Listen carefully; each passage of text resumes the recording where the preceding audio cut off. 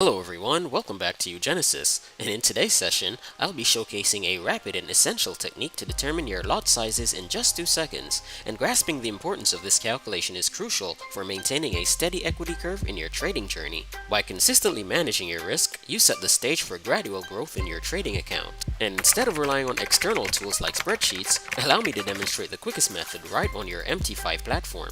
And to begin, let's incorporate our MarketKeys Trade Manager onto our chart. And from here, adjusting your stop loss is a breeze. Let's set this at 20 pips. And let's put the risk at 5%. And hit calculate. And you can see it quickly calculates the lot size for us. So we have a total lot size of 7.44 lots.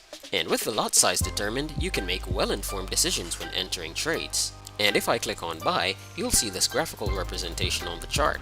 And you can easily fine-tune and adjust your stop loss and target and your risk to reward ratio as well. And beyond our Execute tab, we also have a Manage tab to handle your trades, a Stats tab to track your trades, and a Secure tab to prevent you from overtrading. And so to access our MarketKeys Trade Manager, you can click on the link in the description below. And thanks again for watching our video, and happy trading!